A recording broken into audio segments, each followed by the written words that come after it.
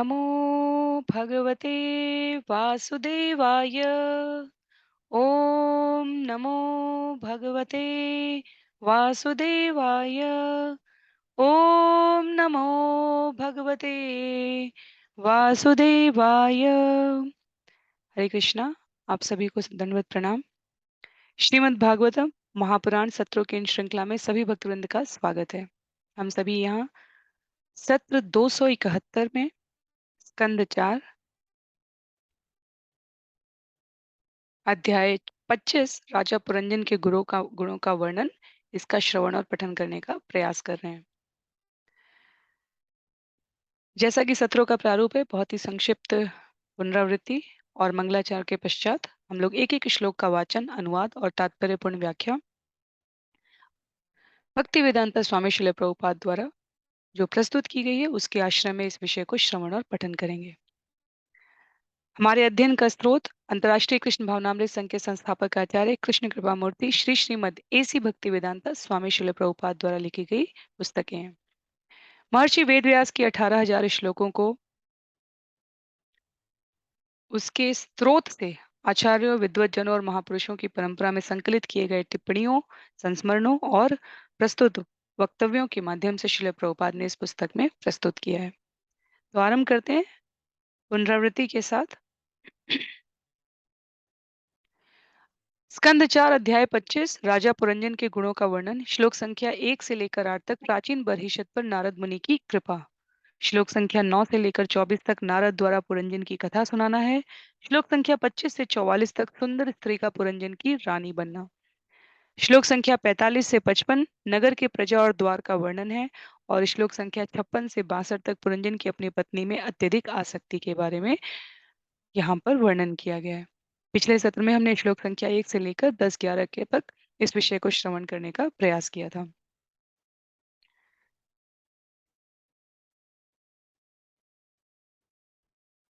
जहां से यह अध्याय आरंभ होता है, वहां से हम सभी को पता है कि नारद मुनि बरहिषद, प्राचीन बरहिषद के प्रचेता पुत्र, जो 10 पुत्र थे, उनको भगवान शिव द्वारा आशीर्वाद प्रदान करने के पश्चात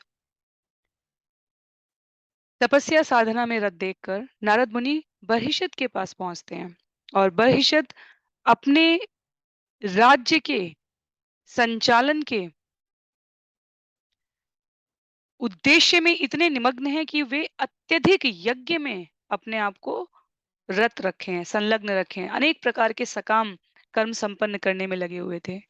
तो समस्त आध्यात्मिक जीवन के ज्ञाता परम कृपालु नारद मुनि ने उन्हें आध्यात्मिक जीवन के विषय में उपदेश देने का निश्चय किया है। तो उसका वर्णन श्लोक संख्या 1 से लेकर 8 तक के बीच में हुआ है, जहां नारद मुनि पूछते हैं कि आप क्या करना चाहते हैं इन सकाम कर्मों से। जीवन का अंतिम उद्देश्य तो भगवत प्राप्ति करना है, सदा सर्वदा सभी प्रकार के सकाम कर्मों से छुटकारा पाना है। और भगवत प्राप्ति के लिए सकाम कर्म का आश्रय लेकर तो आप मार्ग से इस पर उद्यत नहीं हो सकते। तब राजा का कहना था, उन्होंने स्वीकार भरे शब्दों में कहा कि मेरा मन, मेरी बुद्धि, मेरी इच्छाएं सकाम कर्म में उलझी हुई हैं, तो मुझे जीवन के चरम लक्ष्य का ज्ञान नहीं रह गया है। कृपया करके मुझे इसके बारे में सूचित करिए, मुझे इसके बारे में जानकारी प्रदान करिए। उनके इस सुंदर अ, अनुनय भरे शब्दों को सुनकर नारद मुनि ने उनको स्मरण कराया कि किस प्रकार यज्ञ वेदी में, सकाम कर्म यज्ञ में जब आप संलग्न थे, तो आपने निर्दयता पूर्वक जिन पशुओं का वध करवाया है, वे वास्तव में प्रतीक्षा कर रहे हैं। जिन्होंने उनका वध किया है, उनका समय काल अंत आने पर, मृत्यु होने पर, ताकि वे क्रोध पूर्वक उनका वध करने वाले मनुष्यों के शरीरों को बेध डालें, जैसे उनका स्वयं का शरीर बेधा गया है। तो ये बहुत महत्व की बात होती है। इसीलिए हमें मांस भक्षण और अनीति पूर्वक किए जाने वाले कार्यों के प्रति अत्यधिक सजग रहना होता है, क्योंकि कर्म गणना निश्चित रूप से क्रिया और प्रतिक्रिया का जो सिद्धांत है, उसके अनुसार जैसा हमने किया है वो निश्चित रूप से हमारे पास प्रतिफल में आता है। इसका हमें विचार करना होता है। तो नारद मुनि यहाँ पर वही स्मरण करा रहे हैं, और इसके लिए उन्होंने राजा पुरंजन की कथा आरंभ की है। तो श्लोक संख्या 9 से 24 तक नारद मुनि द्वारा पुरंजन की कथा सुनाई गई है, जहाँ आरंभ में पुरंजन नामक राजा के सुंदर सौष्ठव युक्त शरीर और समृद्ध राज्य का वर्णन करते हुए नारद मुनि कहते हैं कि वे एक महान राजा थे। उनके मित्र का नाम अविज्ञात था। तो अविज्ञात अर्थात अज्ञात, जिसका जिसकी कोई जानकारी ना हो। और ये कथा रोचक है। इस कथा के अंत में जो हमें जैसे मिस्ट्री होती है, वैसे अध्यात्म की इस कथा में महाभारत की संदर्भ में आए हुए महाभागवतम में इस कथा के संदर्भ में हमें अनेकों प्रकार के विचारणीय बिंदु प्राप्त होने वाले हैं। तो यहाँ अब तक पुनरावृत्ति हमने की थी। आरंभ करते हैं मंगलाचरण से और उसके पश्चात हम लोग एक-एक श्लोक का अनुवाद और वाचन करते हुए आगे बढ़ेंगे। नारायणं नमस्कृत्य नरं चैव नरोत्तमं देवीं सरस्वतीं व्यासं ततो जयम् उदीरयेत्। शृण्वतां स्वकथा कृष्ण पुण्यश्रवणकीर्तन यद्यन्तस्तो यभद्राणि विदुनोति सुयत्स्यताम् नष्टिप्रायेष्व भद्रेषु नित्यं भागवत सेवया भगवत्युत्तमश्लोके भक्तिर्भवति नैष्टिकी ॐ अज्ञानतिमिरान्धस्य ज्ञानाञ्जनशलाकया चक्षु उन्मीलितं येन तस्मै श्रीगुरुवे नमः। मूकं करोति वाचालं पङ्गुं लङ्घयते गिरिं यत्कृपातमहं वन्दे परमानन्दमाधवम्। वाञ्छाकल्पतरुभ्यश्च कृपा सिन्धुभ्य एव च पतितानां पावनेभ्यो वैष्णवेभ्यो नमो नमः।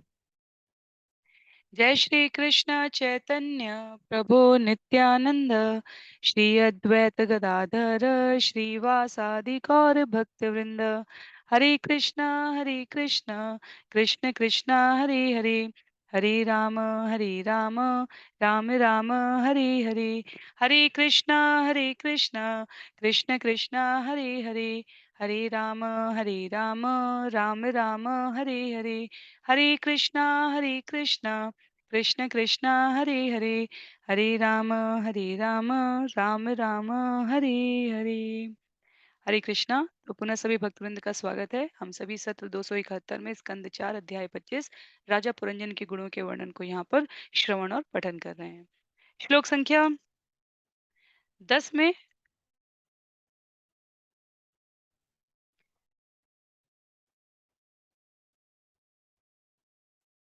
राजा पुरंजन का परिचय देते हुए नारद मुनि ने प्राचीन बरहिषत को बताया कि वो उनके महान कार्यों से वो बहुत प्रख्यात थे। उनके एक मित्र थे जिसका नाम अविज्ञात था, अर्थात अविज्ञात अज्ञात, जिसके कार्यों को कोई नहीं जानता था।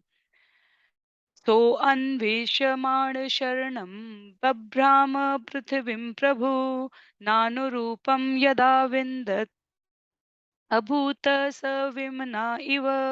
राजा पुरंजन अपने रहने के लिए उपयुक्त स्थान खोजने लगा और इस तरह वह सारा संसार घूम आया। फिर भी कड़ी दौड़ धूप के बाद भी उसे अपनी इच्छा के अनुकूल कोई स्थान नहीं मिला। अंत में वह अत्यंत खिन्न और निराश हो उठा। तो राजा पुरंजन यहाँ पर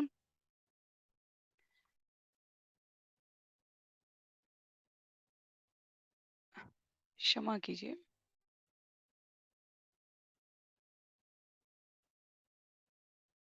राजा पुरंजन यहाँ पर प्रतिनिधित्व कर रहे हैं। श्लोक संख्या 11 से हम आरंभ कर रहे हैं। राजा पुरंजन यहाँ प्रतिनिधित्व कर रहे हैं उस हिप्पी संप्रदाय का। शिल प्रभुपाद लिखते हैं किसका, जिसके जीवन में भौतिक सुख सुविधाओं का कोई अभाव नहीं है, पर जिसके जीवन में आध्यात्मिक चिंतन का कोई ऑथेंटिक, कोई प्रामाणिक दर्शन ज्ञान सिद्धांत ना हो।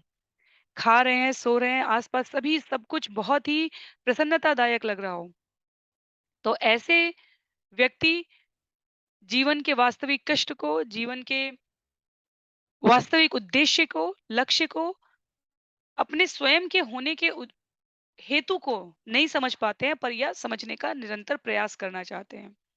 तो ऐसा जीवन जीने वाले वर्तमान समय में पुरंजन के चरित्र को श्रील प्रभुपाद हिप्पियों से संबद्ध करते हुए कहते हैं कि ऐसा जीवन जीने वाले जो जगह-जगह भटक कर ये जानना चाहते हैं कि वास्तव में उनके होने का महत्व क्या है।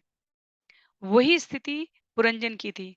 वो अपने अनुकूल स्थान की खोज करने के लिए पूरे विश्व का भ्रमण करने के लिए निकल पड़े।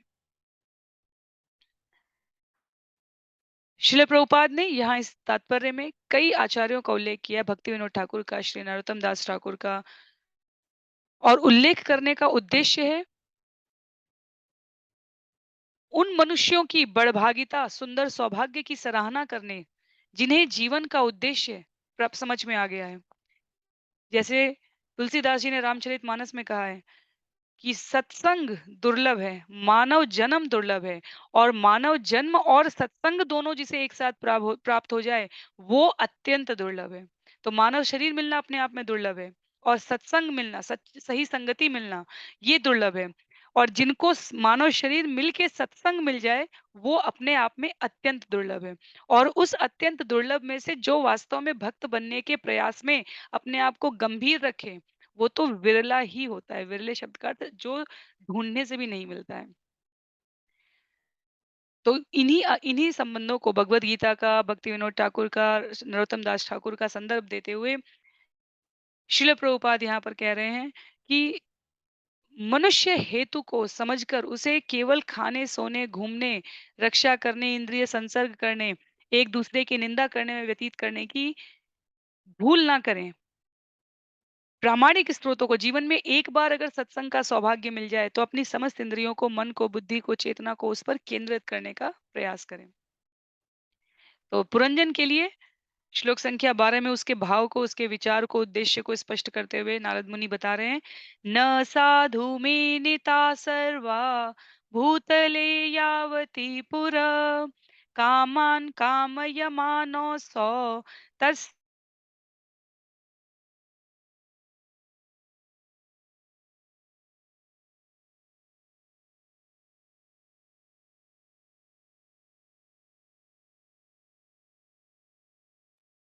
हरे कृष्णा। मुझे नहीं पता, यहाँ पर कनेक्शन का कुछ इशू हुआ शायद, तो आप लोग श्लोक को पुनः पढ़ते हैं। न साधु में निता सर्वा भूतले यावती पुरा कामान कामयमानो सौ तस्य तस्योपपत्तये। राजा पुरंजन की इंद्रिय भोग की लालसाएं असीम थी, अतः वह सारे संसार में ऐसा स्थान खोजने के लिए भ्रमण करता रहा जहां उसकी इच्छाएं पूरी हो सकें, किंतु हाय, उसे सर्वत्र अभाव की अनुभूति ही प्रतीत हुई। तो इस दुनिया में, संसार में, इस जगत में सभी प्रकार के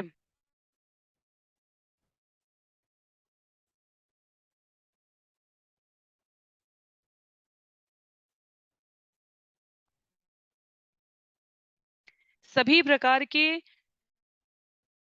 साधन संसाधन उपलब्ध होते हुए भी हर व्यक्ति के पास सब कुछ नहीं हो सकता, क्योंकि इस जगत को अशाश्वतम दुखालयम कहा गया है रचना के अनुसार। इसलिए सबकी होने की चाह हम अपने पास रखें तो हम सदैव सर्वत्र असंतुष्ट, अभाव युक्त ही विचरण करते रहेंगे।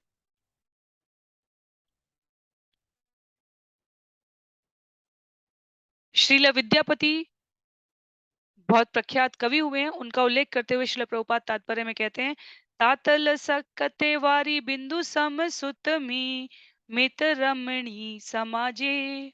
तो ये पंक्ति है उनके गीत की, एक लाइन है, समाज, मित्रता, स्नेह से युक्त भौतिक इंद्रिय तृप्ति, ये मरुस्थल में गिरने वाली एक बूंद के समान है।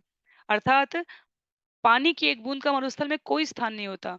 ये हमारी इच्छाओं, आकांक्षाओं की पूर्ति करने की अभिलाषा की क्रम में एक बूंद के समान है। जितना हमको मिलता जाएगा उतना हम असंतुष्ट रहेंगे। इसलिए संतुष्टि का जो चरण आरंभ होता है वो अपने आप को पहचानने से होता है,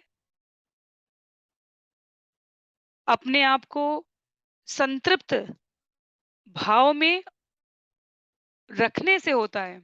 नहीं तो असंतुष्टि का कोई अंत नहीं है इस जगत में। तो जितना पुरंजन भ्रमण करते जा रहे थे, उतना वो प्रत्येक स्थान से कुछ न कुछ उनको खिन्नता, अभाव महसूस होता जा रहा था। और मनुष्य के रूप में हम सबका भी वही स्वभाव था। इंद्रिय तृप्ति के प्रयास में इतने तंग आ जाते हैं करते कि जितना अधिक प्रयास करते हैं वो उतना अधिक उलझता जाता है।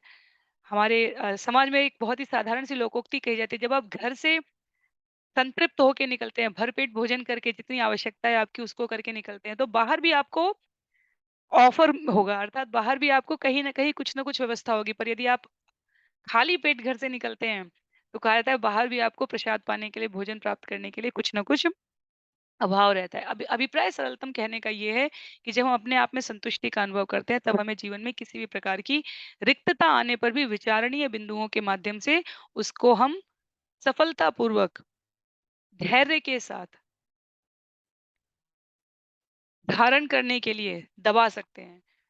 अर्थात हमारे पास सुंदर तर्क होंगे, हमारे पास सुंदर अवसर होंगे, जब हम अपने आप को बता सकें कि सबके पास सब कुछ नहीं हो सकता, क्योंकि सृष्टि की रचना ही इसी क्रम में है। तो पुरंजन उस भाव का यहाँ प्रतिनिधित्व कर रहे हैं कि वो सर्वत्र विचरण कर रहे हैं और कहीं न कहीं उनको कुछ न कुछ अभाव मिलता ही जा रहा है। स एकदा हिमवतो दक्षिणेष्वथ सानुषु ददर्श नवभिर्द्वाभिः पुरं लक्षिततलक्षणाम्। एक बार इस प्रकार से विचरण करते हुए उसने हिमालय पर्वत के दक्षिण में भारतवर्ष नामक देश में एक नगर देखा, जिसमें चारों ओर 9 दरवाजे थे और जो समस्त सुलक्षणों से युक्त था। तो भारतवर्ष का यहाँ पर स्पष्ट रूप से उल्लेख हुआ है। चैतन्य महाप्रभु ने भी भारतवर्ष के बारे में अपने सुंदर शब्दों को कहते हुए भाव व्यक्त किए हैं, जिसे शिल प्रभुपाद यहाँ पर कहते हैं, भारत भूमि ते हैल मनुष्य जन्म यार, जन्म सार्थक करी कर पर उपकार। जो भी भारत भूमि में जन्म लेता है, उसे जीवन की सारी आवश्यक सुविधाएं प्राप्त होती हैं। वह भौतिक तथा आध्यात्मिक उन्नति के लिए इन सुविधाओं का प्रयोग करके अपने जीवन को सार्थक बना सकता है। जीवन उद्देश्य प्राप्त करने के पश्चात मनुष्य अपने ज्ञान तथा अनुभव को मानव हित में सारे संसार में वितरित कर सकता है। तो भारत भूमि में जन्म लेने वाले प्राणियों से विशेष रूप से अपेक्षा की जाती है कि वे अपने ज्ञान तथा अनुभव को मानव हित में पूरे संसार में वितरित करें, प्रसारित करें। और यदि भारत की जलवायु के बारे में भी वर्णन, जैसा कि हम सभी का अपना अनुभव भी है, सभी प्रकार की भौतिक परिस्थितियों में भिन्न-भिन्न स्थानों पर शरीर को संचालित करने के लिए जितनी अनुकूलता चाहिए, वो विश्व के किसी अन्य देश में इतनी समुन्नत अवस्था के साथ नहीं प्राप्त होगी। तो 6 प्रकार की ऋतुएँ, पहाड़, पठार, ऊंचा-नीचा, समतल, ऊबड़-खाबड़ सभी प्रकार की जितनी विविधता भारत की जलवायु, संस्कृति और सभ्यता में दिखती है, श्रील प्रभुपाद स्पष्ट रूप से कहते हैं कि उतनी अन्य किसी भौगोलिक स्थान पे धरती के क्रम में नहीं प्राप्त होती। और ये हम सबके अपने अध्ययन का भी यही निष्कर्ष निकलेगा। तो इतनी अ, विविधता है, उसके पश्चात भी जो परंपरा रही है उसमें सरलता युक्त जीवन यापन करने के लिए कहा गया है। तो पुरंजन जब भारत भूमि में प्रवेश करते हैं, तब उनको 9 द्वार यहाँ पर वर्णन किया गया है, कि दिखाया गया है, बताया गया है। बिना किसी मिस्ट्री के, बिना किसी रहस्य के इस 9 द्वार की तुलना आध्यात्मिक क्षेत्र से करते हुए श्रील प्रभुपाद कहते हैं, यदि हम अपने शरीर को, जिसमें विभिन्न प्रकार की वैसी ही हलचल है जैसी भारत भूमि में है, विविधता के संदर्भ में कह रहे हैं, 9 प्रकार के द्वार होते हैं। 2 नेत्र, 2 कान, 2 नथुने, 1 मुंह, उपस्थ तथा गुदा। तो जब 9 द्वार स्वस्थ स्वच्छ रहते हैं भारत भूमि के, हमारे शरीर के, और ठीक से कार्य कर रहे होते हैं, तो समझना चाहिए कि शरीर स्वस्थ है। उसी प्रकार से विभिन्न केंद्र, विभिन्न स्थितियां और विभिन्न घटनाएं भारत भूमि में इस उपक्रम में हो रही हैं, जो राजा पुरंजन को अत्यधिक उत्साहित करती हैं। तो वो क्या देख रहे हैं श्लोक संख्या 14 में? प्राकारोपवनाट्टाल परिखे अक्षतोरणे स्वर्णरौप्यायसे श्रृंगे शंकुलाम सर्वतो गृहे। वह चारों ओर दीवालों तथा उद्यानों से घिरा था और उसके भीतर मीनारे, नहरें, खिड़कियां तथा झरोखे थे। वहां के घर सोने, चांदी तथा लोहे के बने गुंबदों से अलंकृत थे। तो भूमि की विशेषता का वर्णन हो रहा है और बिल्कुल पैरेलल समानांतर क्रम में हमारे शरीर की विशेषता का वर्णन हो रहा है। शरीर की सुरक्षा के लिए त्वचा की दीवार बताई गई है। रोम रोए बगीचों के तुल्य, उद्यानों के तुल्य बताए गए हैं, उनके समान बताए गए हैं। नाक तथा मस्तक ऊंची मीनारों के समान बताए गए हैं। शरीर में पड़ी हुई झुर्रियां, खाइयां नहरों के तुल्य बताई गई हैं। आंखें वो झरोखे बताए गए हैं और पलके सुरक्षात्मक दरवाजे बताए गए हैं। तो ये दोनों प्रक्रिया समानांतर चल रही है। एक तरफ पुरंजन भारत भूमि की विशेषता का वर्णन कर रहे हैं और श्रील प्रभुपाद साथ साथ, क्योंकि आगे ये रहस्य उद्घाटित होने वाला है नारद मुनि के शब्दों में, बरहिषद के सामने, प्राचीन बरहिषद के सामने, तो हमें कथा के सापेक्ष हम चलते रहे। भारत भूमि बराबर मनुष्य का शरीर। भारत भूमि में 9 द्वार, मनुष्य के शरीर में 9 द्वार। भारत भूमि में विविधताएं, विशेषताएं, नहरें, मीनार, दीवाल, गुंबद। मनुष्य के शरीर में मस्तक, नाक, आंखें, झरोखे के समान। ये समानांतर तुलनाएं चल रही हैं। 3 प्रकार के गुंबद कहे गए हैं, सोने, चांदी और लोहे के। मनुष्य शरीर के लिए 3 प्रकार की प्रकृति के गुणों का वर्णन किया गया है, सतोगुण, रजोगुण और तमोगुण का। इन तीनों तत्वों से युक्त एक थैला कहा जाता है इस शरीर को। श्रील प्रभुपाद की पंक्ति है। त्रिधातुओं से युक्त। सोना सतोगुण का प्रतीक है, चांदी रजोगुण का प्रतीक है और लोहा तमोगुण का प्रतीक है। उसके पश्चात श्लोक संख्या 15 में नील स्फटिक वैदुर्य मुक्ता मरकत आरुणे किप्त हर्म्य स्थिलिम दीप्ताम श्रिया भोगवतीमिव। उस नगर के घरों की फर्शें नीलम, स्फटिक, हीरे, मोती, पन्ना तथा लाल से निर्मित थी। घरों की कांति के कारण यह नगर भोगवती नामक स्वर्गीय नगरी के समान लग रहा था।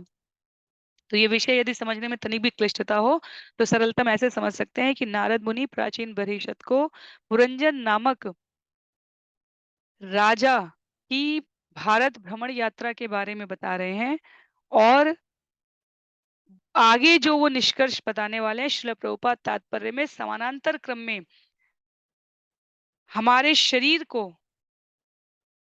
उस यात्रा की नगरी, स्थान और मिलने वाले व्यक्तियों के सापेक्ष आध्यात्मिक और भौतिक तत्वों से युक्त बताने जा रहे हैं। तो पुरंजन की कथा का सार यही है। यहाँ कहा गया घर की फर्शें नीलम, स्फटिक, हीरे, मोती, पन्ना तथा लाल से निर्मित थी। तो ये शरीर रूपी नगर यदि माना जाए, जिस नगर में प्रवेश किया है अब पुरंजन ने, उसी प्रकार इस शरीर को यदि नगर माना जाए तो हृदय इसकी राजधानी हो जाता है। और जैसे किसी भी राज्य की राजधानी में ऊंचे ऊंचे तथा कांतिमय प्रसाद होते हैं, वैसे ही हृदय में अनेकों प्रकार की इच्छाएं और विषय भोग की अनेक योजनाएं होती हैं। जो प्रासाद, बड़े बड़े महल किसी नगर में वहां की महत्वाकांक्षा का प्रतिनिधित्व करते हैं, मनुष्य के शरीर की इच्छाएं भी वास्तव में उसी महत्वाकांक्षा के बराबर हैं। तो इस प्रकार भौतिक सुख की समस्त योजनाओं का केंद्र जैसे नगर की राजधानी बताई गई है, वैसे ही हमारा हृदय इस मनुष्य शरीर की नगर का केंद्र है, जिसमें अनेकों प्रकार की इच्छाएं पल्लवित हो रही हैं। श्लोक संख्या 16 में सभा चत्वरत्याभि आकृण आयतन आपड़े चैत्य ध्वज पताका भी युक्ताम विद्रुम वेदी भी। उस नगर में अनेक सभा भवन, चौराहे, सड़कें, खान पान गृह, द्यूत क्रीड़ा स्थल, बाजार, विश्रामालय, झंडिका झंडियां, पताकाएं तथा सुंदर उद्यान थे। इन सब से वह नगर घिरा हुआ था। तो स्वाभाविक है कि एक नगर में हमें ये सारी वस्तुएं, ये सारे स्थान आ, जैसा वर्णन यहाँ किया गया है वैसा प्राप्त होगा। तो शरीर के लिए जो हृदय राजधानी है, उसके केंद्र में सभागार बताया गया है। हृदय में जीवात्मा और परमात्मा दोनों साथ में रहते हैं। शरीर की विभिन्न इंद्रियाएं, आंखें, कान, नाक, ये सब आकर्षण के स्थल हैं। जैसे नगर में अनेक अनेक आकर्षण के स्थल हैं। शरीर अपने आप में विश्रामालय के तुल्य बताया गया है। जहाँ जीवात्मा इस शरीर में, आत्मा शरीर में निवास कर रही है अर्थात विश्राम कर रही है। हथेलियां तथा तलवे झंडे तथा झंडियों के तुल्य बताए गए हैं, जो प्रतिनिधित्व करते हैं किसी भी प्रकार के संकेत पूर्ण कार्यों का। तो पुरंजन, ये थोड़ा सा तात्विक लगेगा हमें, लेकिन पुरंजन नामक राजा के माध्यम से इसे रोचक बनाने का प्रयास करते हुए प्रस्तुत किया गया है। और अंत में जो एकमात्र रोचक बिंदु बचा रहेगा वो ये कि वास्तव में पुरंजन है कौन। तो हम साथ साथ नगर के सापेक्ष शरीर कैसे नगर है उसको यहाँ पर समझने का आध्यात्मिक दर्शन के साथ प्रयास कर रहे हैं। श्लोक संख्या 17 में पुर्यास्तु बाह्यो पवने दिव्य द्रुम लताकुले नद्दत विहंग अलीकुल कोलाहल जलाशये। उस नगर के बाहर एक सुंदर सरोवर के चारों ओर अनेक सुंदर वृक्ष तथा लताएं थी। उस सरोवर में पक्षियों तथा भौरों के झुंड थे, जो सदैव कूंजते तथा गुंजार करते थे। तो शिला प्रभुपाद कहते हैं शरीर क्या है, विशाल नगर के बराबर हो गया। तो इंद्रिय तृप्ति के लिए, जैसे हमें संतुष्टि प्राप्त करने के लिए जलाशय और उद्यानों की व्यवस्था की जाती है मनोरंजन के लिए, उसी प्रकार इस शरीर के विभिन्न अंगों से जो इंद्रियों को संतृप्त करने की आवेग होते हैं, उनका वर्णन किया गया अप्रत्यक्ष रूप से। तो इंद्रिय संसर्ग के अंगों के लिए यहाँ पर मूलतः वर्णन किया गया है। तो जय श्रील प्रभुपाद कहते हैं जैसे कोई छोटा बालक है, उसके अंदर किसी भी सुंदर स्त्री या व्यस्क मनुष्य की तरह व्यवहार करने की स्वाभाविक प्रवृत्ति नहीं होती।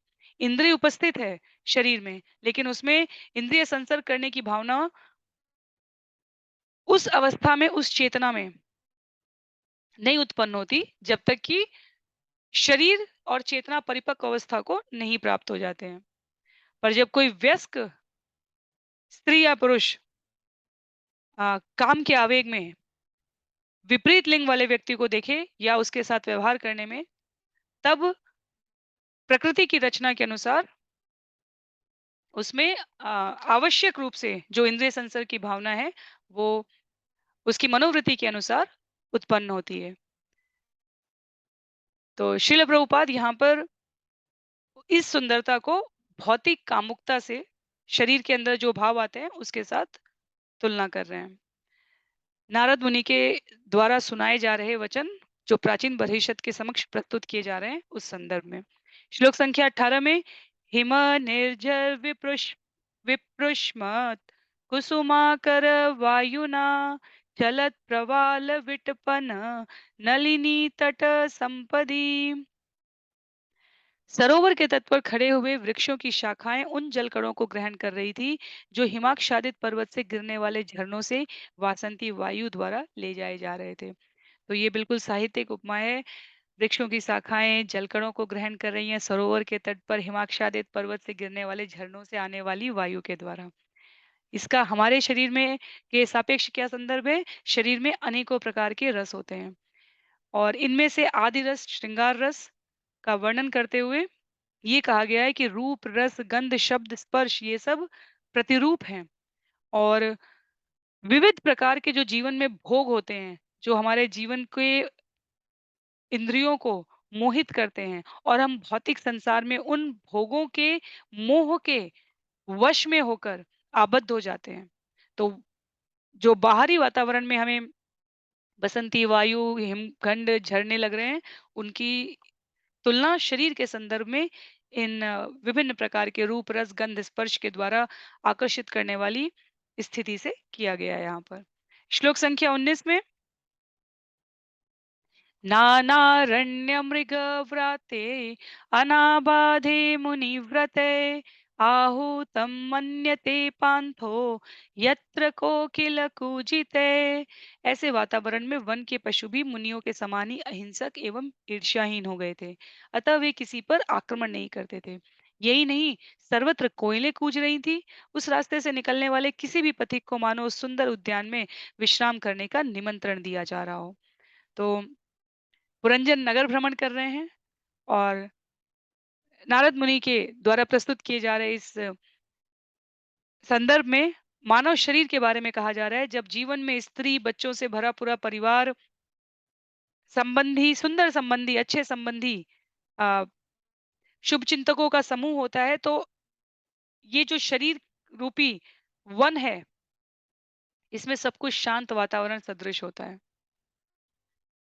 अहिंसक पशु के साथ तुलना, अर्थात संबंधी, सुहृदयी जन जो प्रतीत हो रहे हैं, वो अहिंसक पशु के समान है इस समय। देश काल परिस्थिति के अनुसार नगर में जब वन में कोई भ्रमण करेगा तो लुटेरे भी आ सकते हैं। जब जीवन में झंझावात आने वाले हैं तो वही व्यक्ति, वही परिस्थिति आक्रमणकारी भी हो सकते हैं। तो आगे इसी को संदर्भ, तो ये बिल्कुल बिल्कुल इसमें कोई बहुत विशेष भगवत भक्ति के तत्व नहीं समझने हैं, लेकिन अलग-अलग रुचियों के अनुसार, अलग-अलग व्यक्तियों की प्रवृत्ति के अनुसार भागवतम ने सब कुछ समाहित कर रखा है, जो भी आवश्यक ज्ञान योग्य बिंदु हैं हमारे लिए। और अगली बार जब किसी नगर भ्रमण के बारे में हम सोचें, शरीर रूपी नगर को, शरीर को नगर के रूप में हम चिंतन करना चाहें, तो हम कितनी सरलता से प्रकृति के बाह्य वातावरण से अपने शरीर के संदर्भ में इन बिंदुओं को समझ पाते हैं, इसकी यहाँ पर एक हमें झलक प्रस्तुत कराई गई है। श्लोक संख्या 20 में यदक्षया गतां तत्र ददर्श प्रमदोत्तमां भृत्ये दशभिः आयान्तिम् एक-एक-शतनायके। उस अद्भुत उद्यान में विचरण करते हुए राजा पुरंजन ने अचानक एक सुंदर स्त्री देखी जो अनायास ही चली आ रही थी। उसके साथ 10 नौकर थे और प्रत्येक नौकर के साथ सैकड़ों पत्नियां थी। तो भौतिक जगत में भोगों को किस रूप में प्रस्तुत किया जा सकता है, उसकी यहाँ पर अब संरचना प्रस्तुत हो रही है। तो शरीर की उपमा की गई है सुंदर उद्यान से। और श्रील प्रभुपाद यहाँ पर तात्पर्य में कहते हैं कि अपनी-अपनी बुद्धि के अनुसार मनुष्य जैसे-जैसे शरीर व्यस्क होता है, उसके अनुसार जिस गुण में ज़्यादा संसर्ग रहा है, सतोगुण के अनुसार, रजोगुण के अनुसार या तमोगुण के अनुसार, अपने भावी जीवन के परिवार, अ, स्त्री के लिए पुरुष, पुरुष के लिए स्त्री, उस संदर्भ में अनेकों प्रकार की कल्पनाएँ करने लगता है। या आवश्यक रूप से जो जीवन निर्वहन के लिए संबंधित कर्तव्य हैं, उनको अ, अनुपालन करने के लिए प्रयास करने लगता है। तो बुद्धि यहाँ पर मन को प्रेरित करती है और मन दसों इंद्रियों को वश में रखता है। इस वाक्य को समझाने के लिए श्रील प्रभुपाद बता रहे हैं कि नगर की तुलना करें तो जैसे 10 नौकर हो गए और प्रत्येक नौकर के साथ सैकड़ों स्त्रियां हो गई। तो 5 ज्ञानेंद्रिय और 5 कर्मेंद्रिय, ये हमारे शरीर के 10 नौकर हो गए। और प्रत्येक इंद्रिय कितनी प्रकार की इच्छाएं पूरा करने की चाह रखती है। आँख बहुत कुछ देखना चाहती है, कान अलग-अलग कितने प्रकार के ध्वनियों को सुनना चाहता है। तो एक-एक नौकर जो स्त्री है वो 10 नौकरों के साथ, प्रत्येक नौकर के साथ सैकड़ों पत्नियाँ, पत्नियाँ इच्छाओं, वासनाओं के लिए कहा जा रहा है, कामनाओं के लिए। और जो नौकर हैं वो हमारे इंद्रिय हैं। शरीर के लिए इंद्रियाँ हमारे वश में होनी चाहिए, आध्यात्मिक अर्थ ये कहा जाता है। और इसीलिए यहाँ पर इंद्रियाँ समकक्ष हैं नौकर के। तो नौकर किसी के लिए डेरोगेटरी सेंटेंस शब्द नहीं है, अर्थात किसी को निम्नता का बोध कराने के लिए नहीं है। स्वामी और सेवक की बात की जा रही है। तो सामाजिक व्यवस्था में भी और आध्यात्मिक अवस्था में भी इंद्रियों को सेवक के रूप में और आत्मा स्वामी के रूप में है। मन और बुद्धि यहाँ पर जो विचरण करने वाले अभी स्त्री, पुरुष, पुरंजन और उनको सामने आने वाली जो स्त्री दिख रही है, उसके बारे में अभिव्यक्ति तुलना के रूप में प्रस्तुत किए गए हैं। यदि इसमें से कुछ भी स्मरण नहीं रहता है हमें, यदि इस पूरे अध्याय से, इस पूरे विषय से हमें कुछ भी स्मरण नहीं रहता है, तो भी धैर्यपूर्वक श्रवण करने के पश्चात जो आवश्यक ग्राह्य बिंदु हैं, वो हमें नारद मुनि के इस वक्तव्य के क्रम में स्पष्ट होते जाएँगे। तो स्मरण करने से ज़्यादा श्रवण पर ध्यान रखते हैं। श्लोक संख्या 21 में पंचशीर्ष हिना गुप्ताम प्रतिहारेण सर्वतः अन्वेषमाणां वृषभम् अप्रौणाम काम रूपिणीम। वह स्त्री 5 फनों वाले एक सर्प द्वारा चारों ओर से रक्षित थी। वह अत्यंत सुंदरी तथा तरुणी थी और उपयुक्त पति खोजने के लिए अत्यधिक उत्सुक प्रतीत हो रही थी। तो पुरंजन ने भारतवर्ष नामक स्थान के एक नगर के एक उद्यान में प्रवेश किया है। वहां उन्हें एक स्त्री सामने से आते हुए दिखाई दे रही है जिसके साथ 10 नौकर हैं, अनेकों उसकी उनकी पत्नियां हैं और अब वो 5 फनों से फन वाले सर्प से चारों ओर रक्षित दिखाई जा रही है। अब शरीर के संदर्भ में बात कर लेते हैं। जीव के शरीर में प्राण शक्ति के रूप में 5 प्रकार की वायु प्राण, अपान, व्यान, समान तथा उदान कार्य करते हैं। ये श्रील प्रभुपाद ने तात्पर्य में कहा है। तो प्राण की तुलना उस सर्प से की जा रही है जिससे वो स्त्री संरक्षित है चारों तरफ से और शरीर रूप में प्राण के द्वारा हम संरक्षित हैं। तो सर्प केवल हवा पी के रह सकता है और हमारे शरीर की बात करें जाए तो वायु द्वारा ले जा रहे प्राण को प्रतिहार या अंग रक्षक के रूप में जब कहा जाता है, वायु प्राण के बिना कोई भी एक पल जीवित नहीं रह सकती। तो इंद्रियां सारी किसके अधीन है? प्राण के अधीन कार्य कर रही हैं। सारे नौकर स्त्री के जो है वो किसके द्वारा संरक्षित है? किसके किसके मार्गदर्शन में कार्य कर रहे हैं? सर्प के, जो 5 फनों वाला है। तो स्त्री यहाँ पर बुद्धि की प्रतीक कही गई है। बुद्धि चेतना के बिना कार्य नहीं करेगी। तो स्त्री जब तक पति द्वारा रक्षित नहीं है, यहाँ पर चेतना के संदर्भ में शब्द प्रयोग हो रहा है और हमारे समझने के लिए आवश्यक बिंदु ये है कि ब्रह्मा जी की सृष्टि और रचना में परस्पर सहभागिता के क्रम में स्त्री पुरुष के संरक्षण में कहने का अभिप्राय यहाँ पर निम्नता से नहीं है अपितु सामाजिक व्यवस्था से है। श्लोक संख्या 22 में सूनासां सुदतिं बालां सुकपोलां वराननां समविन्य तत्कर्णाभ्यां बिभ्रतिं कुंडलश्रियम्। उस स्त्री के नाक, दांत तथा मस्तक सभी अतीव सुंदर थे। उसके कान भी समान रूप से सुंदर थे और चमचमाते कुंडलों से सुशोभित थे। तो बुद्धि के समकक्ष स्त्री कही गई है और शरीर के सभी इंद्रियों के द्वारा इंद्रिय तृप्ति का जो बोध होता है वो बुद्धि के माध्यम से ही होता है। तो एक-एक सुंदर अंग जो स्त्री के हैं, उसकी तुलना शरीर के एक-एक आवश्यक अंग से की गई है। सुनासाम अर्थात गंध, सुकपोलाम सुंदर मस्तिष्क, मस्तक मस्तिष्क का सूचक है। तो सही बुद्धि है तो सभी कुछ व्यवस्थित रहेगा। सुंदर स्त्री है तो कहा जा रहा है कि उसके सभी अंग उपांग सुंदर होंगे। सरलतम भाषा में हमें ये समझ लेना है। बुद्धि स्त्री का प्रतीक प्रतिनिधित्व करते हुए बताया गया है कि यदि सुंदर स्त्री है अर्थात हमारे शरीर के में यदि बुद्धि स्थिर है, सही और स्वस्थ संग में है, तो जीवन की सभी क्रियाएं और सभी अंग उपांग हमें सुंदर प्रतीत होंगे। तो ये ज्ञान प्राप्त करने की विधियों का जो वर्णन है, ये एक प्रकार से इसे आलंकारिक ढंग से प्रस्तुत किया गया है। अम, साहित्यिक तरीके से कहने का यहाँ पर ये प्रयास है। विशङ्गनीविं सुश्रोणीं श्यामां कनकमेखलां पदभ्यां दभ्यां चलन्तीं नुपुरैर्देवतामिव।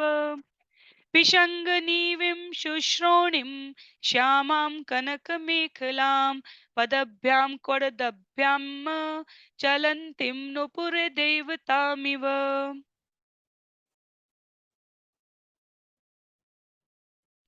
तो एक शब्द अतिरिक्त है यहाँ पर इसलिए हमारे मीटर पे नहीं जा रहा है। पदभ्याम क्वड तभ्याम चलंतिम नुपुरः देवतामिव। उस स्त्री की कमर तथा नितंब अत्यंत सुंदर थे। वह पीली साड़ी और सुनहरी करधनी पहने थी। चलते समय उसके नुपुर खनक रहे थे। वह ऐसी प्रतीत हो रही थी मानो स्वर्ग की निवासिनी हो। तो प्राचीन बरहिषद को ये प्रसंग सुनाया जा रहा है। प्राचीन बरहिषद की रुचि सकाम कर्मों में अत्यधिक है और सुनाने वाले हमारे नारद मुनि हैं जिनके जीवन में नाम जप सदा सर्वदा व्याप्त है। जिसकी जैसी रुचि है, उसको उसी प्रकार से विषय प्रस्तुत करने पर आसानी से समझ में आता है। जैसे कई बार ज्ञान प्राप्त करने के लिए कुछ लोग श्रवण को महत्ता देते हैं, कुछ लोग पठन को महत्ता देते हैं, कुछ लोग देखकर ज्ञान प्राप्त करने को महत्ता देते हैं और कुछ लोग कार्य करके, तो reading, writing, listening and acting करके महत्व देते हैं। तो यहाँ पर सकाम कर्म में अनुरक्ति है प्राचीन बहिषद की, वो हमेशा हर कार्य के बदले सुंदर परिणाम की कामना से अपनी प्रतिस्पर्धात्मक रजोवृत्ति से, रजोगुण की प्रवृत्ति से कार्य करते हैं। नारद मुनि उनको पुरंजन के माध्यम से इस शरीर की आध्यात्मिक स्थिति का आलंकारिक वर्णन प्रस्तुत करने के लिए ये पूरा दृश्य उपस्थित कर रहे हैं। तो स्त्री के शरीर के और वस्त्र के अलग-अलग भाग के ये सुंदरता का यहाँ वर्णन है। स्तनो व्यजित केशरो समवृत्तो निरन्तरो वस्त्रांतेन निगूहन्तीं वीणया गजगामिनीं। स्त्री अपनी साड़ी के अंचल से अपने समवर्तुल एवं सटे हुए स्तनों को ढकने का प्रयास कर रही थी। वह हाथी के समान चलती हुई लज्जावश अपने स्तनों को बारंबार ढकने का प्रयास कर रही थी। तो श्रील प्रभुपाद यहाँ पर इंद्रिय मार्ग से वशीभूत ना होते हुए जीवन में प्रगति, आध्यात्मिक प्रतिनिधित्व प्रगति करने के सर्वथा प्रतिकूल जो राग और द्वेष के तत्व हैं, उनको यहाँ पर तात्पर्य में व्यक्त करते हुए कहते हैं कि किंचित मात्र भी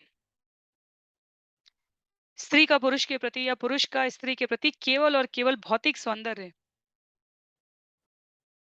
आध्यात्मिक उन्नति के लिए स्वीकृत नहीं है। मात्र भौतिक सौंदर्य किसी भी प्रकार से स्वीकृत नहीं होना चाहिए। तो यहाँ पर ये किस प्रकार की भाव भंगिमाएं व्यक्ति को किस प्रकार मोहपाश में आबद्ध कर सकती हैं, उसके लिए कहा गया है। तामाह ललितं वीर सव्रीणस्मितशोभनां स्निग्धेनापाङ्गपुङ्खेन पृष्टः प्रेमोद्भ्रमद्भ्रुवा। वीर पुरंजन उस सुंदर रमणी की भौं तथा मुख की मुस्कान से अत्यधिक आकृष्ट हुआ और उसके काम वासना रूपी तीरों से तुरंत बिध गया। जब वह लजाती हुई हंसी तो पुरंजन को और भी सुंदर लगी, अतः वीर होते हुए भी वह उसको संबोधित करने से अपने आप को रोक न सका। तो पुनः यहाँ पर अ, जीवों की प्रकार की प्रस्तुति करते हुए श्रील प्रभुपाद ने कहा है जीव 2 प्रकार से वीर होता है। एक बार जब वह भौतिक जगत में महान वीर की तरह व्यवहार करे, जैसे महान नेता, राजनीतिज्ञ, व्यापारी, उद्योगपति इस प्रकार के कार्य करे, तो उसके वीरतापूर्ण कार्यों से सभ्यता की प्रगति होती है। दूसरे वीर तत्वों का यहाँ पर जो इंद्रियों के स्वामी, गोस्वामी के रूप में भी वीर बना जा सकता है। तो गोस्वामी शब्द का अर्थ ही होता है गो अर्थात इंद्रियाँ, स्वामी अर्थात जो उसको जिनके नियंत्रण में है, जो इंद्रियों को के द्वारा वीर है, भौतिक जगत में आसक्त होकर वह माया का शिकार व्यक्ति कहा गया है और जो इंद्रियों को नियंत्रित करके गोस्वामी की पदवी पर धारण अपने आप को स्थापित किया हुआ है, वह आध्यात्मिक रूप से वीर है। तो भौतिक कार्यकलाप के झूठे झूठे इस संदर्भ में क्योंकि वो अशाश्वत है। भौतिक कार्यकलाप के जो वीरतापूर्ण कार्य हैं, वो भौतिक विषय से इंद्रियों की जुड़ने की वीरता को व्यक्त करते हैं और कोई भौतिक जगत में कितना भी वीर क्यों ना हो, इंद्रियों के समक्ष किसी न किसी प्रकार से नतमस्तक होता है। इसलिए श्रील प्रभुपाद यहाँ पर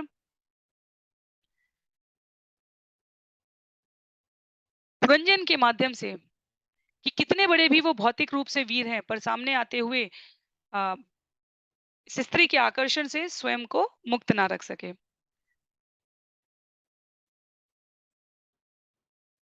और अपने अपने शब्दों के द्वारा उससे अपने विचार व्यक्त करते हुए कहते हैं श्लोक संख्या 26 में का त्वं कंचलपलाशाक्षी कस्यासीह कुतः सती इमामुपपुरीं भीरु किम चिकीर्षसि शंशमे। हे कमल नयनी कृपा करके मुझे बताओ कि तुम कहाँ से आ रही हो, तुम कौन हो और तुम किसकी पुत्री हो। तुम अत्यंत साध्वी लगती हो, यहाँ आने का तुम्हारा क्या प्रयोजन है, तुम क्या करना चाह रही हो, कृपया ये सारी बातें मुझसे कहो। तो शरीर रूप में स्थित शरीर प्राप्त करने के पश्चात शरीर रूप में स्थित आत्मा सदैव अपनी बुद्धि को अर्थात स्त्री जो यहाँ पर तुलना के रूप में प्रस्तुत की गई है, जिज्ञासा व्यक्त करते रहना चाहिए। बुद्धि से सदैव ध्यान पूर्वक ये पूछते रहना चाहिए कि क्या करना जीवन का उद्देश्य है, क्यों करना है, किसके लिए करना है, किस प्रकार से करना है और जिस भी प्रकार के हम कार्य कर रहे हैं जीवन में उसका क्या परिणाम होगा। पुरंजन यहाँ उस सुंदर स्त्री से पूछ रहे हैं, क्या करने आई हो,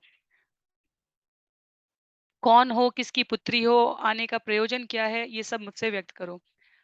शरीर में जो आत्मा, तो यहाँ पर अभी हमें स्थिति स्पष्ट होनी चाहिए, स्त्री बुद्धि है, पुरंजन आत्मा की प्रतिनिधित्व करते हुए शरीर धारण किया है एक नगर के समान, नगर के भीतर वन उद्यान के समान।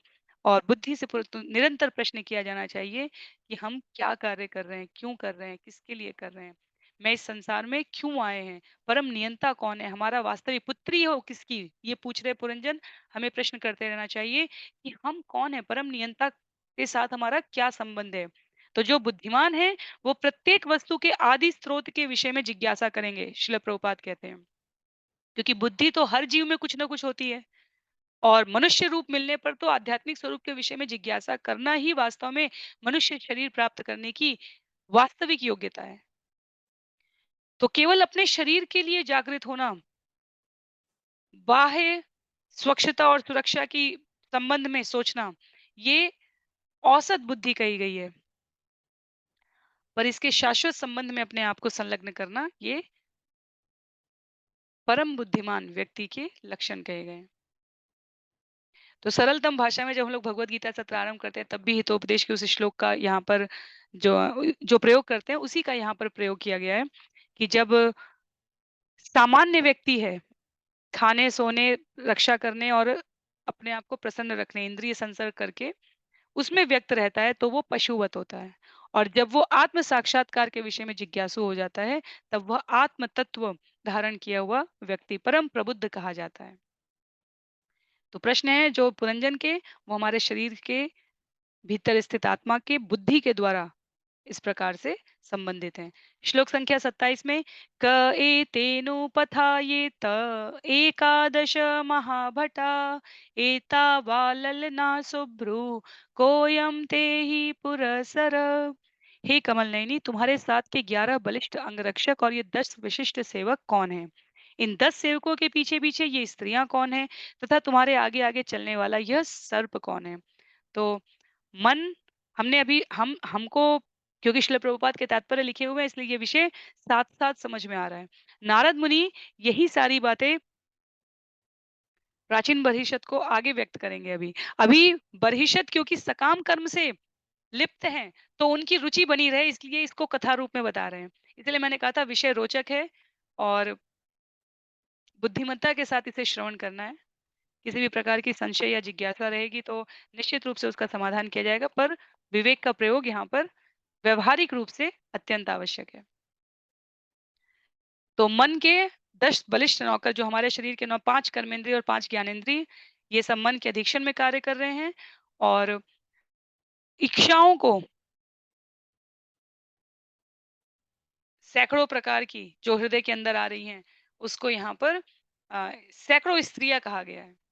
मन वास्तव में कार्य करता है बुद्धि के अंतर्गत। यदि हम भगवत गीता अध्याय 3 श्लोक संख्या 37, 38, 39 के क्रम में स्मरण करें, शरीर से श्रेष्ठ इंद्रियां कही गई हैं, इंद्रियों से श्रेष्ठ इंद्रिय विषय कहे गए हैं। श्रेष्ठ अर्थात प्रभावशाली, किसका प्रभुत्व है।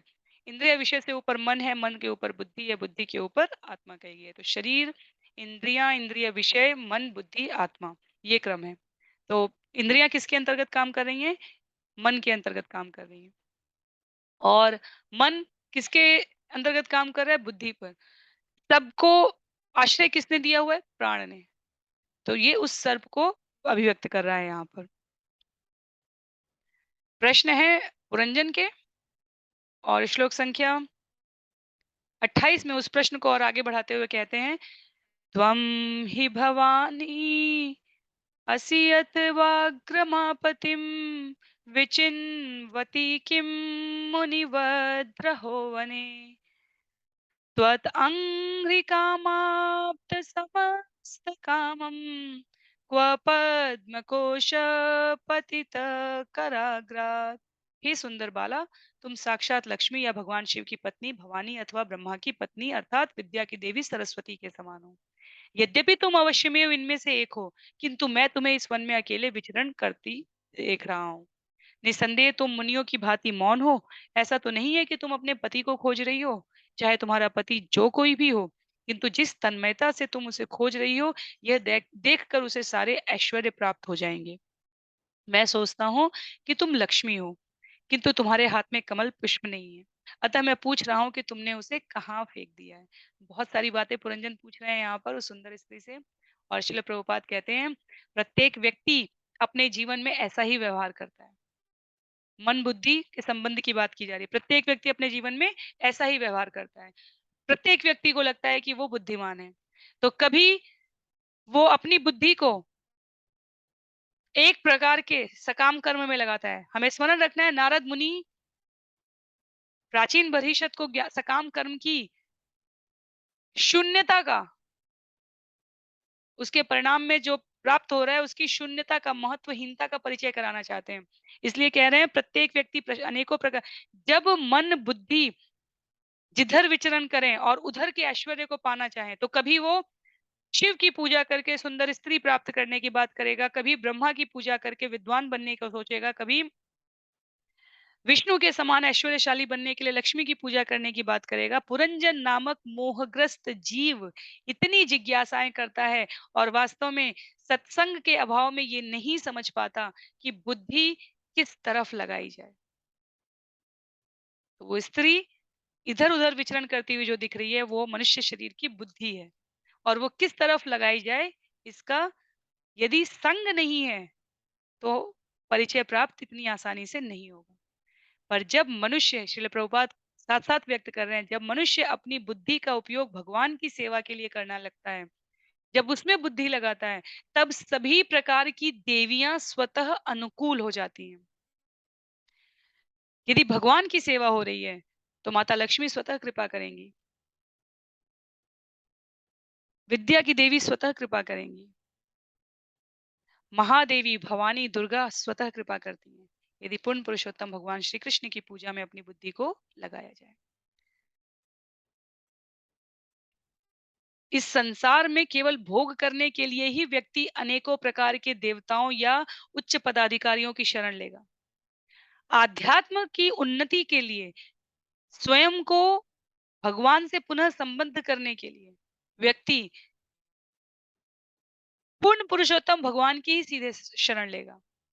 ये विषय यहाँ पर इस श्लोक के द्वारा इंद्रियों इच्छाओं की तुष्टि करने का अर्थ जो यहाँ पर व्यक्त किया जा रहा है, उसके माध्यम से हम समझ सकते हैं। सरल है यहाँ पर।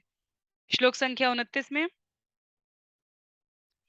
नासां वरो वर्ण्यतमा भुविस्पृक् पुरीम् इमां वीरवरेण साकम् अर्हस्य लङ्कर्तुमद्भ्रकर्मणा लोकं परं श्री इव यज्ञपुंसाम् नासां वरोरु अन्यतमा भुविस्पृक् पुरीम् इमां वीरवरेण साकम् अर्हसि अलङ्कर्तुमद्भ्रकर्मणा लोकं परम श्री इव यज्ञपुंसाम्। हे परम सौभाग्यशालिनी, ऐसा लगता है कि मैंने जिन स्त्रियों के नाम गिनाए हैं उनमें से तुम कोई नहीं हो, क्योंकि मैं देख रहा हूँ कि तुम्हारे पांव पृथ्वी का स्पर्श कर रहे हैं। किंतु यदि तुम इस लोक की कोई सुंदरी हो, तो जिस प्रकार लक्ष्मी जी विष्णु के साथ वैकुंठ लोक की श्रेय वृद्धि करती हैं, उसी प्रकार तुम भी मेरे साथ संगति करके इस नगरी की सुंदरता बढ़ाओ। तुम्हें ज्ञात हो कि मैं महान वीर हूँ और इस लोक का अत्यंत पराक्रमी राजा हूँ। तो अब विचार रूप में देखें तो पुरंजन स्त्री को अप्राप्य नहीं समझ रहे हैं, अर्थात वो किसी देवलोक की देवी नहीं समझ रहे हैं। उनका कहना है कि आपके पांव पृथ्वी का स्पर्श कर रहे हैं, अर्थात आप इसी लोक की हैं। तो बुद्धि जब सब जगह विचरण कर ली, जिसे हम कहते हैं कि सभी मार्गों को परिणाम रूप में स्वीकार किया या नहीं, पर व्यक्ति हर मार्ग पर जाके थोड़ा-थोड़ा अनुभव ले लेता है। उसके पश्चात क्या समझता है? हमें स्वयं से स्नेह करना, सब स्वयं से प्रेम करना सर्वश्रेष्ठ है। भौतिक जगत की भाषा में फिर ये बताया जाता है, जो स्वयं से स्नेह प्रेम नहीं करते, वो अन्य किसी से क्या करेंगे? तो स्त्री के लिए यहाँ पर मनुष्य की मनोवृत्ति का संदर्भ देते हुए कहा गया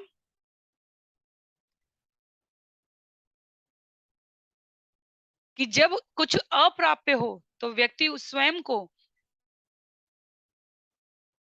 उसके समकक्ष बताकर अपनी बुद्धि को बहलाना चाहता है। ये हम सबके कई बार जीवन में व्यवहारिक अनुभव भी होते हैं। तो कोई भी भौतिक इच्छा पहले, यदि हमें कोई बहुत मूल्यवान वस्तु दिखेगी इस जगत में भी और वो हमारी नहीं है, तो पहला भाव ये होता है कि वो किसकी है? और जब कोई नहीं दिखेगा, ये उसकी हो सकती है, उसकी हो सकती है, इस प्रकार व्यक्ति सोचेगा। और जब किसी की नहीं दिखेगी, जब कोई नहीं दिखेगा, तो व्यक्ति कहेगा, किसी अन्य की क्यों? ये मेरी क्यों नहीं हो सकती? क्योंकि अभी तो इस वक़्त कोई भी यहाँ पर साक्षी नहीं है इसका। तो श्रील प्रभुपाद ने बड़ी स्पष्ट पंक्ति कही है यहाँ पर इस तात्पर्य के लगभग अंत में। उन्होंने कहा है, प्रत्येक भौतिक रूप से जो पुरुष है, यदि उसकी बुद्धि स्थिर नहीं है, अध्यात्म में नहीं है, यदि जीवन में संस्कार नहीं है, तो प्रत्येक स्त्री उसे भोग्या लगती है। में से कोई भी इससे असहमत नहीं होना चाहिए। यदि जीवन में संस्कार नहीं है, और हम अलग प्रकार के संप्रदायों में ये देखते भी हैं, हमारे यहाँ 7 प्रकार की माताएँ बताई गई हैं, और कुछ एक संप्रदाय, कुछ एक धर्म मान्यताएँ ऐसी हैं जिसमें अपनी जन्म देने वाली माँ के अतिरिक्त सभी स्त्री भोग्या के रूप में प्रस्तुत की गई हैं।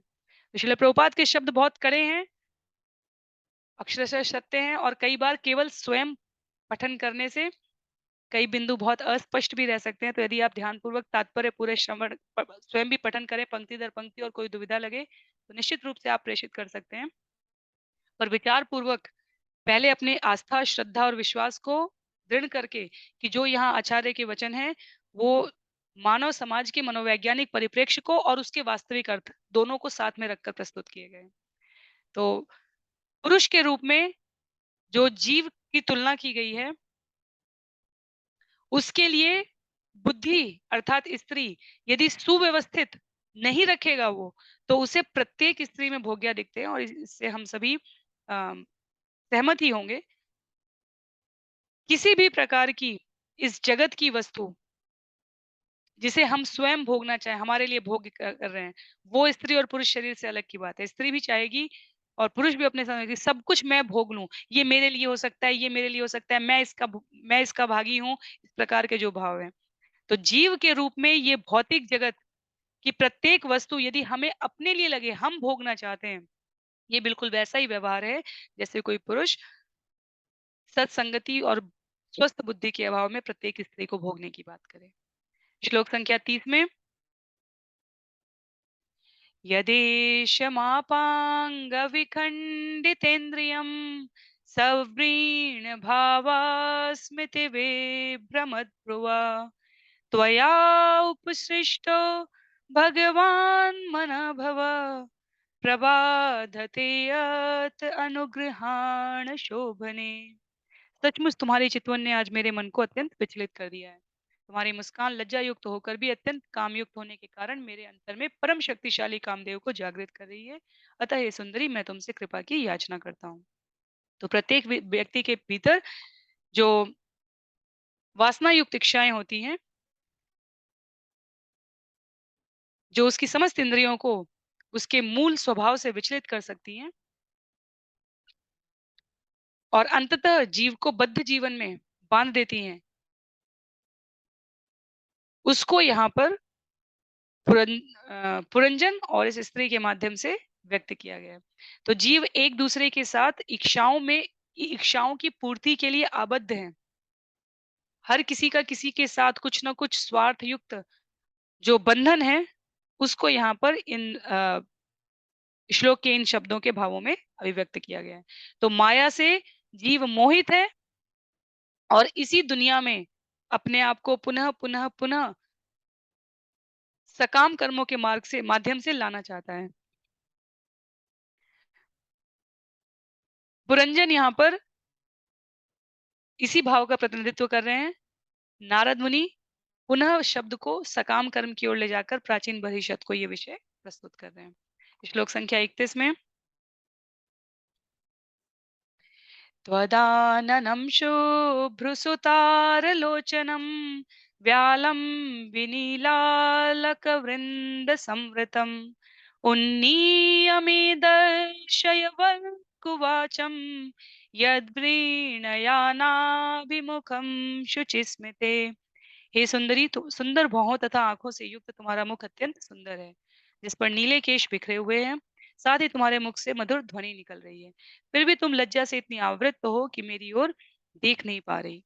अतः हे सुंदरी, मैं तुमसे प्रार्थना करता हूँ कि तुम हंसो और अपना सिर उठाकर मुझे देखो तो।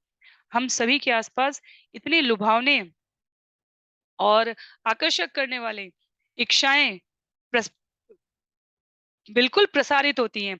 अगर मैं ये कार्य करके इस प्रकार से प्रयास करूँ तो मुझे ये प्राप्त हो सकता है, और उसके पश्चात मैं और प्रयास करूँ या इनके सहयोग से इस प्रकार की योग्यता अर्जित करूँ, तो इसके आगे की इच्छाएँ पूरी होंगी।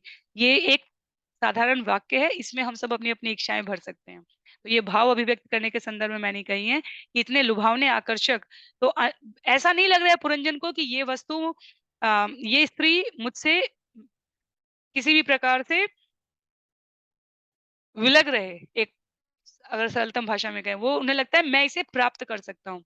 इस जगत में रहते हुए भी इस जगत में रहते हुए हम सभी अनेकों प्रकार की जो इस जगत में स्थिरता की कामना करते हैं, उसके अनुसार योजनाएँ बनाते हैं, वो बिल्कुल ऐसी ही होती हैं। तो हम सबको अपने-अपने स्थान से ये लगता है कि अगर मैं इस प्रकार से अ, इस मार्ग को विशेष मार्ग को प्रयोग करूँ। अगर अगर कोई कॉम्पिटिशन हमें पास करना है, अगर कहीं नौकरी पानी है, अगर कहीं हमें अपने आप को स्थानांतरित करना है, अगर कुछ भी जीवन के जो भी अवसर हैं, तो हम जो योजनाएँ बनाते हैं उसमें हम अप्राप्य समझ के नहीं बनाते, और इस अस्थिर जगत में हर व्यक्ति स्थिर होने की योजना बनाता है। सेटल हो जाते हैं। बच्चे सेटल नहीं हुए हैं, या माता-पिता को सेटल करना है। अम, या सामाजिक स्थिरता की बात करें तो सभी संदर्भ में ये जो भाव यहाँ पे पुरंजन इस स्त्री को कह रहे हैं, वो हम सबकी अभिव्यक्ति को व्यक्त कर रहा है। तो जीवन की ये अवस्था श्रील प्रभुपाद कह रहे हैं, ये अविद्या है। ये अविद्या है। अविद्या का विलोम वास्तविक ज्ञान है, पर ये अवस्था हमारी अविद्या होती है। जब हम सब कुछ पाना चाहें और सब चीज़ के लिए सब एक साथ प्रयास कर रहे हो, पर हमें ये ना पता हो कि अंततः क्या लक्ष्य है। तो सत्संग के अभाव में जीवन पे माया का जो प्रभाव है, वो राजा पुरंजन के माध्यम से नारद मुनि प्राचीन बरिषद को व्यक्त कर रहे हैं। इतना उन्नत आध्यात्मिक दर्शन जीव को मायाबद्ध जगत के आकर्षणों के सापेक्ष रखते हुए समझाना बहुत ही चातुर्यपूर्ण कार्य है। तो हम इसमें प्रयास ये कर रहे हैं कि जो वास्तव में जो व्यक्त किया जा रहा है श्लोक के अर्थ में, वो श्लोक का भाव नहीं है। जो श्रील प्रभुपाद ने यहाँ व्यक्त किया है शरीर के माध्यम से अपने आप को समझने का, वो इसका वास्तविक भाव है। तो स्त्री की सुंदरता का, पुरुष की कामुकता का, इन सब का यहाँ पर कोई हमारे लिए महत्व नहीं होना चाहिए। जो तात्पर्य में हमें श्रील प्रभुपाद ज्ञान प्रदान करना चाह रहे हैं, हमें हमारे अस्तित्व का बोध कराना चाह रहे हैं, वास्तविक बोध कराना चाह रहे हैं, हमारा ध्यान उस पर होना चाहिए। इसलिए मेरा भी विनम्र प्रयास है कि हम लोग शब्द का जो वास्तविक अर्थ हो यहाँ पर उस प्रकार से इस विषय को समझें। श्लोक संख्या 32 में नारद उवाच इत्थं पुरंजनं नारी याचमानम् अधीरवत् अभ्यनंदत्तं वीरम हसन्ति वीर मोहिता। नारद ने आगे कहा, हे राजन, जब राजा उस सुंदरी का स्पर्श करने तथा उसका भोग करने के लिए अत्यधिक मोहित एवं अधीर हो उठा, तो वह बाला भी उसके सुंदर शब्दों से आकृष्ट हुई और उसने हंसते हुए उसकी याचना स्वीकार कर ली। इस समय तक वह राजा के प्रति निश्चय ही आकृष्ट हो चुकी थी। तो इस भौतिक जगत की जो लुभावनी अम, प्रतिक्रियाएं होती हैं, उसका यहाँ पर वर्णन करते हुए शिल प्रभुपाद कहते हैं कि जब मनुष्य अपने जीवन का हेतु सिर्फ और सिर्फ इस जगत में येन-केन प्रकारेण अपने आप को स्थापित करने के लिए बना लेता है, तो कुछ न कुछ सफलता तो उसे मिलती ही है। जितना अधिक भाग्य, प्रारब्ध और अपनी योग्यता से बढ़कर मनुष्य प्रयास करने की कोशिश करता है, तो कुछ न कुछ सफलता उसे मिलती है, जिसे हम बता देते हैं 13 साल तो इस परीक्षा की तैयारी करके ये व्यक्ति उत्तीर्ण हो गया। जीवन के उस 13 साल का महत्व आधुनिक जगत में इस प्रचार के साथ करना कि वो परीक्षा जो किसी ने प्रथम वर्ष में पास कर ली होगी, वो परीक्षा जो आपने 13 वर्ष के बाद पश्चात प्राप्त की है, उस प्रथम वर्ष वाले से अधिक महत्व के साथ प्रस्तुत की जा रही है। तो जी भौतिक आकांक्षाएँ, इच्छाएँ एक निश्चित प्रयास के साथ प्राप्त करने का एकमात्र महत्व ये होना चाहिए कि उससे हमारे जीवन की आध्यात्मिक उन्नति हो। वो धन हमारे लिए महत्वहीन होना चाहिए जो हमें सुसंगति ना दे सके, हमारे शरीर को आध्यात्मिक पोषण ना दे सके। वो संबंध हमारे लिए बंधन कारक हो जाते हैं और अंततः महत्वहीन हो जाते हैं, जो परस्पर एक-दूसरे को जीवन के औचित्य के बारे में ज्ञान देने में सहयोग ना कर सकें। और वो प्राप्त वस्तुएँ इस जगत में उसी प्रकार विनष्ट हो जाती हैं, जो हमें हमारी आध्यात्मिक लौ प्रज्वलित अग्नि को चिरंतन काल तक जागृत करने के लिए प्रयोग ना की जा सके। तो जब एक आकांक्षा पूरी होती है, अनेकों प्रकार के प्रयास करने के पश्चात तो व्यक्ति अपने आप को सोचता है, अब मुझे इसका फल मिला है, अब मैं अपने आप को और लगाऊँगा। जैसे प्राचीन बृहस्पति कर रहे थे। एक सकाम कर्म पूरा होने के बाद उन्हें और प्रतिफल पाने के लिए दूसरा कर्म लगाना था। तो इसलिए यहाँ पर सदा सर्वदा फिर जीव उसी में भ्रमण करता रह जाएगा। तो नारद मुनि कहते हैं एक सफलता मिली, स्त्री ने भी अ, अब उत्तर देने का प्रयास किया। तो इच्छाएँ जो अगल-बगल फैली हुई हैं, उनमें से एक ने हमें रिस्पॉन्स दिया, प्रतिक्रिया दी है। न विदाम वयं सम्यक् कर्तारं पुरुषर्षभ आत्मनश्च परस्यापि गोत्रं नाम च यत्कृतम्। उस युवती ने कहा, हे मनुष्य श्रेष्ठ, मैं नहीं जानती कि मुझे किसने उत्पन्न किया है। मैं तुम्हें ये ठीक-ठीक नहीं बता सकती। न ही मैं अपने या दूसरों के गोत्र के नामों को जानती हूँ। तो इच्छाएँ, वासनाएँ इसी प्रकार है। जीव अपनी उत्पत्ति को स्वयं नहीं जानता। यदि उसने प्रयास नहीं किया तो उसे नहीं पता ये जगत क्यों रचा गया। ये जगत है भी कि नहीं है, मुझे तो सिर्फ़ अपने आस-पास के लोगों से मतलब है। और इस जगत का चरम स्रोत क्या है या इस जगत में सब लोग क्यों कार्य कर रहे हैं। यदि बुद्धि सही जगह पर नहीं लगी है, तो जीवन के इन प्रश्नों का उत्तर उसके पास नहीं होगा। बुद्धि यहाँ पर स्त्री है और ये प्रश्न जीवन के साक्षात वास्तविक बंधन कारक प्रश्न हैं। जब कोई बहुत ढूँढने चलेगा तो ज़्यादा से ज़्यादा रासायनिक प्रक्रियाओं, प्रतिक्रियाओं की ये शरीर हाइड्रोजन, नाइट्रोजन, ऑक्सीजन कार्बन और छोटे-छोटे तत्वों में जाए जिनकी मात्रा कम आवे तो पोटेशियम, सोडियम इनसे बना हुआ है। तो ज़्यादा से ज़्यादा अगर हम बाह्य स्थल पर ढूँढ पाएँगे शरीर की संरचना के बारे में, तो इस इसका जो वास्तविक मूल्य है सरल शब्दों में वो नहीं जान पाएँगे। मूल स्रोत को कोई भी नहीं ढूँढ पाएगा। और जब ये शरीर नष्ट हो जाएगा, तो सभी कार्यकलाप बंद हो जाएँगे, पर जो अगल-बगल व्यक्ति हैं, वो सोचते रहेंगे हमारे जीवन में ये काल नहीं आने वाला है। वो चला गया, कहाँ गया हमें नहीं पता। जिसके साथ हमारे इतने संबंध थे अभी, जिसके साथ हम इतने भावों का आदान-प्रदान करते थे, वो शरीर चला गया, व्यक्ति का कहेगा शरीर चला गया क्योंकि आत्म तत्व पर अभी तक ज्ञान उत्पन्न ही नहीं हुआ है। तो पुरंजन के संवाद जो इस स्त्री के साथ हो रहे हैं, वो हमें वास्तव में हमारे स्वयं के जीवन में झाँकने का एक अवसर दे रहे हैं। पर इस प्रकार के प्रश्न का ज्ञान ना होना स्त्री के रूप में हमारे शरीर में वो बुद्धि की स्थिति हो गई। हमें पता ही नहीं है कि ये इतना सुंदर जगत कैसे बना है? क्या सब कुछ संयोग से बन गया?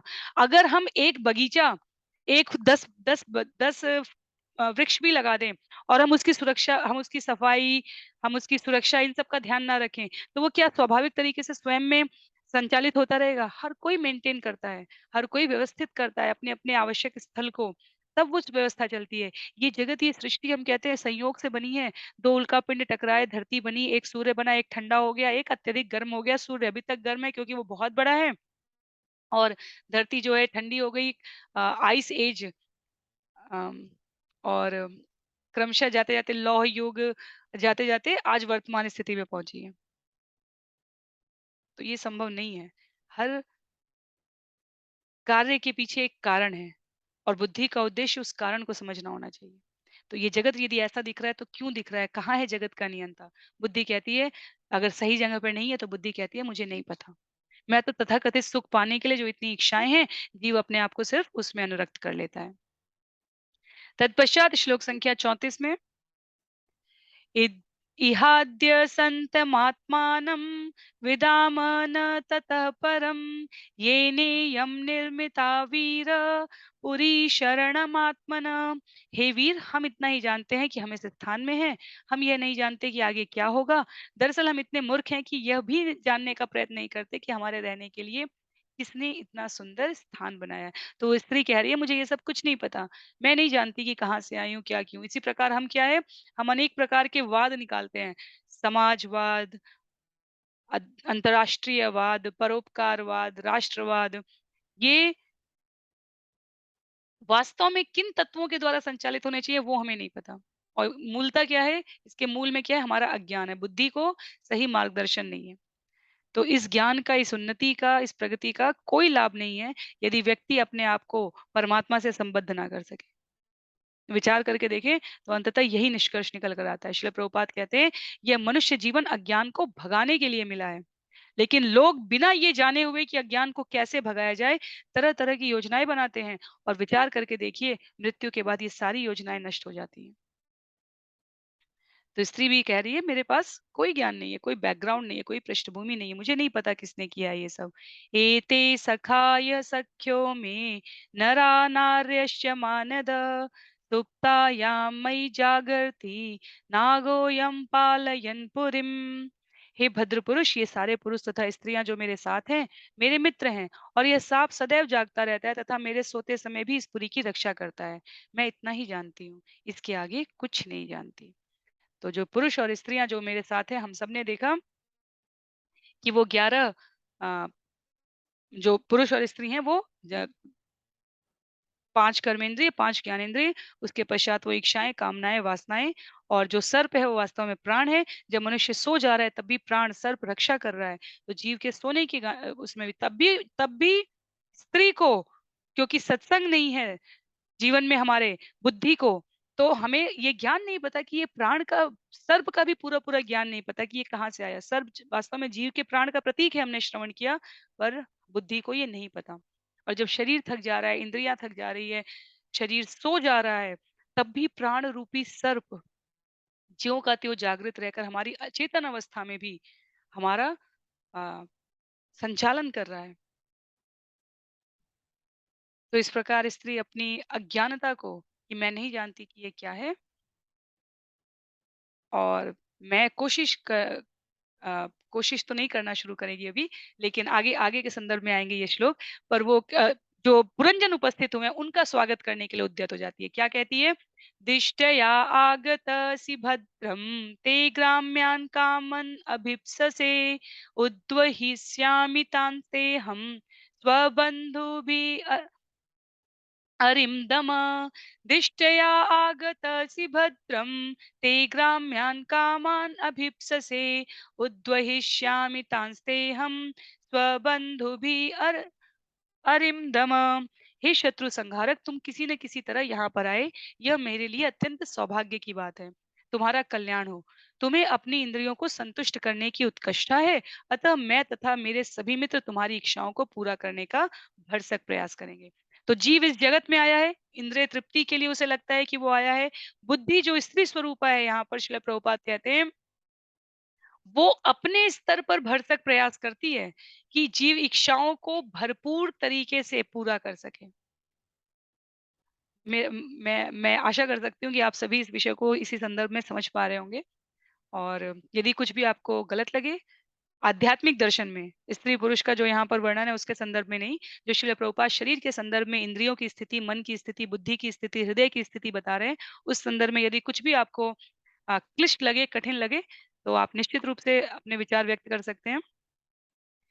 जीव इस जगत में आया है, बुद्धि यदि भगवान के भगवत संग में नहीं है, तो बुद्धि जो कुछ भी उसे आस-पास इच्छाएँ जीव इच्छा कर रहा है, कामना कर रहा है, तो बुद्धि जो भी समाधान ढूँढ सकती है, भरसक प्रयत्न करेगी क्या करने की? उस राजा को प्रसन्न रखने की। और वास्तव में यदि अध्याय 15 श्लोक संख्या 15 का स्मरण करें, तो परमात्मा को जब हम जीवन में धारण करते हैं, उनको स्मरण करते हैं, तब वो हमें जीवन जीने की बुद्धि देते हैं। तो अगर वो नहीं है, तो कितना भी बुद्धि अपने-अपने इस मार्ग से, उस मार्ग से, किसी और मार्ग से, वो जीव को भटका ही पाएगी, सही मार्ग पर नहीं ले जा पाएगी। ये हमें आगे पता चलेगा।